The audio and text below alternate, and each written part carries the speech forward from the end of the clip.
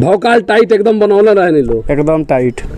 साढ़ जैसन शरीर बाटे, पूरा साढ़ के ताकत जौन बा के जे शरीर में भरल बाटे।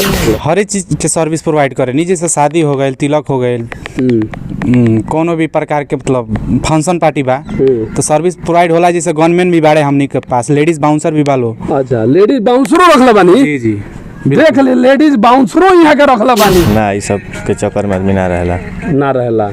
अब फोन नंबर वगैरह केहू मांगेला कि ना? हमनी के नंबर ना दे लेके ना केहू मांगेला। गोपालगंज बाउंसर तो वही में हमनी के फर्स्ट कार्यक्रम मिलल एक जना कलाकार के साथे, तो वही जैसा प्रसिद्ध भइनी जा। अभी चलता 5 साल हो गए हमनी के ई सब में।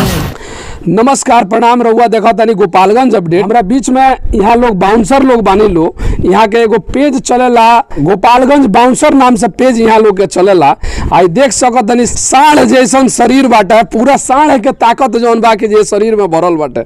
ई साढ़ हम ऐसे कहत तनी, अंग्रेजी में बुल कहल जाला, तो लोग ओकरा के अच्छा समझला। एमे खराब मानला के कोनो जरूरत नहीं है। साढ़ जैसन शरीर बा, पूरा हट्टा कट्टा शरीर बा। 6 फीट से कम यहाँ के एको आदमी नहीं खिलो। देख सकत तनी है पूरा शरीर जौन बा, पूरा कितना दिन के बनावल होई रउरा अंदाजा लगा सकत तनी। का नाम होई अपन? जितेंद्र कुमार। जितेंद्र कुमार जी, सबसे पहले तो अपना चैनल में स्वागत करे जी। गोपालगंज अपडेट से जितना भी दर्शक हमारा के देखत तनी लो, हमारे टीम के देखत तनी लो, सब के यही जैसे गोड़ छू के प्रणाम बा। अच्छा, हई हेतना हट्टा कट्टा शरीर कितना बनावे महंगा, माने बनावे खूके तो माने बन जाई। अब तो सब केहू को नहीं बता सकत, लेकिन हमारा में 5-6-7 साल टाइम लागल बा। 5-6-7 साल टाइम लागल बा। रउरा लोग पूरा जौन बा कि जे जिला आ जिला से बाहर भी जौन बा कि जे सर्विस प्रोवाइड करे नी लो, एकरा विषय में माने हम जाने के चाहतनी। केगानी शुरुआत भई रहे रउरा लोगन के? हमनी के शुरुआत कुछ ऐसे भई रहे जैसे हमनी के जिम में गई रही जा, तो जिम में गई रही जाता, वहाँ बाहर में दिल्ली में रहनी जाता, कुछ बाउंसर लो आइल लो, तो हमनियों को देखे लगनी जी का बात भाई, पूरा करिया करिया पहिर के आइल बोलो। तो हमनियों को सोचनी जाए चलो गोपालगंज में हमनियों को चलल जाए। जैसे नहीं जाता हमनियों को देखनी जाए मंच पे जो बाउंसर लो आइल बोलो, तो हमनियों को अपना में सोचनी जाए एगो बाउंसर के टीम हमनियों को बनावे के। तो बाउंसर के टीम हमनी के बनैनी जा गोपालगंज बाउंसर। तो वही में हमनी के फर्स्ट कार्यक्रम मिलल एक जना कलाकार के साथे, तो वही जैसा प्रसिद्ध भइनी जा। अभी चलता 5 साल हो गए हमनी के ई सब में। चलत 5 साल हो गए। तो देख सकत तानी 5 साल के सफर जौन बा के जे कोनो छोटा सफर ना होला। आ 5 साल से यहाँ के सफर तय कइला बानी। आज पूरा जौन बा के जे गोपालगंज जिला में यहाँ के नाम के जौन बा के जे बहुत सारा कॉपीराइट चलल चालू हो गइल बा। समझ सकत तानी यहाँ के कितना फेमस हो गइल बानी। ओकरा बाद से और भी बीच में हमरा लोग बाटे, यहाँ लोग से ही पूछे का नाम पड़ी? अर्जुन जी। माने कब से यहाँ के संगे ग्रुप में रउआ लोग काम करते नहीं लो?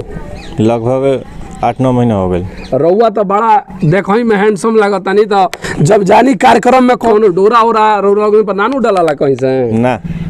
ना ये सब के चक्कर में आदमी ना रहेला। अब फोन नंबर वगैरह केहू मांगेला कि ना? हमनी के नंबर ना दे लेके ना केहू मांगेला। तो देख सकत तनी यहाँ लोग जौन बाकी जे नंबर वगैरह ना देवे नहीं, या खाली अपना काम पर फोकस करे नहीं। का नाम होई अपन? राकेश जी। है देख सकत तनी है डोला सोला है जौन बाकी जे कम से कम हमरा बुझाता जे 22 इंच से कि ऊपरे ही बाटे ही डोला सोला। कितना होई जी? का जी 19 बा जी। ई माने कितना बनावे में इस समय लागल बा? कितना टाइम लग जाला? 5 साल जी। कब से जौन बाकी जी जितेंद्र जी के संगे काम करतनी? हमनी के तो शुरू से काम करतनी जी। शुरू से जी।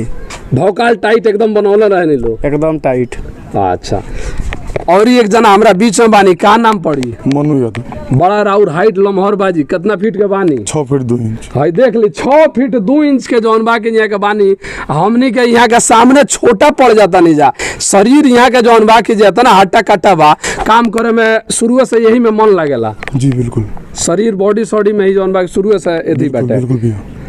जितेंद्र जी, हम ई जाने के चाहे रउरा सर्विस में का माने कहाँ कौन तरह के सर्विस प्रोवाइड करेनी, कहाँ तक ले? हर एक चीज के सर्विस प्रोवाइड करेनी, जैसे शादी हो गई, तिलक हो गई, कोनो भी प्रकार के मतलब फंक्शन पार्टी बा तो सर्विस प्रोवाइड होला। जैसे गनमैन भी बाड़े हमनी के पास, लेडीज बाउंसर भी बालो। अच्छा, लेडीज बाउंसरो रखले बानी? जी जी, देख ले लेडीज बाउंसरो यहाँ के रखले बानी, जहाँ लेडी लोग होके आ लेडी लोग दबंगई करेला तो सब लोग सोचे लागेला जे का अब लेडीज से हम बतियाई, तो ओहू के समाधान यहाँ के लगे बाटे ना जी। कितना लेडीज बाउंसर रखले बानी? अभी फिलहाल में 10 जना जुड़ल वालों, 10 जना काम करे लो हमेशा। अच्छा हाँ अच्छा, तो अब माने दर्शक लोग जितना भी हमारे देखा था अभी तक सुनले बानी जे रउरा बहुत सारा फिल्म वगैरह में, शॉर्ट स्टोरी वगैरह में भी काम करत नहीं, लगभग कितना फिल्म में तो काम अभी नहीं कैले है, ठीक नो। जैसे जौन छोट छोट शॉर्ट वीडियो बा ना, ओहि में हमने ये काम कैले बनी जा। अच्छा हाँ, जौन एल्बम आवेला रंगदारी सॉन्ग, ओहि में हमने ये काम कैले बनी जा।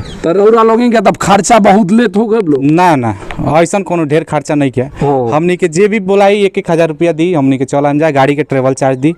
हाँ, जहाँ बोलाई हमने के चल जा। देख सकतनी यहाँ के कहतनी सामने यहाँ के बता दहनी जो ज्यादा खर्च ना लगेला, रउआ लोगन के बुझात भी होई जे बाउंसर लोग आवेला लो तो बहुत ढेर खर्चा रहला लो, लेकिन यहाँ के खर्चा भी कम लेनी। 1000 रुपया बा ट्रेवल खर्चा बाटे, आ प्लस जौन बा कि जे खान पान जौन लागी तौन दे देवे के बाटे, दोसर कुछ नहीं करे के। जब रउरा सुविधा लेवे को के तब रउरा यहाँ से जौन बा के सुविधा ले सकतन। के रउरा से संपर्क होई? गोपालगंज बाउंसर टीम चलला, जैसे फेसबुक भी आईडी बा, इंस्टा आईडी बा, यूट्यूब बा, तो वही पर संपर्क नंबर हमार दियल बा। हर एक वीडियो पे जितना भी वीडियो डालल जाला उ सब वीडियो पे हमार नंबर बा। एक और नया में खुलल बा टॉप 10 बाउंसर, वो हमनी के पेज है। जैसे हमारा नाम से ढेर फर्जी बड़ा बा, गोपालगंज बाउंसर सर्च मारे में तो हमार लागत जे ना आई तो 20-25 गो पेज खुल के आई। तो वही पर हमार बा अभी फॉलोअर्स 45-46 हजार जौन भइल हुई हैं, भइल 50 हजार, लेकिन पता ना काहे रिपोर्ट मारला के चलते का भइल बा जे फॉलोअर्स घटल बड़न। तो वही पर 45-46 हजार बा, और जितना हमारा नाम से फर्जी बड़ा जन बनल बा वही पर उतना फॉलोअर्स नहीं खन। तो आदमी जे भी देखता उ सब देख के हमारा लगे कॉन्टेक्ट करे, वही पर सब नंबर बा। हमारा नंबर बा 6299 14 24 96।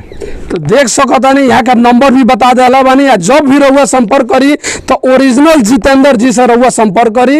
गोपालगंज बाउंसर और टॉप 10 बाउंसर दोनों इहे के चैनल बाटे, एकरा के लाइक करी, सब्सक्राइब करी, शेयर करी। आ ई वीडियो रउआ देखतानी तो ज्यादा से ज्यादा शेयर करी ताकि वीडियो के दुलार प्यार मिल सके।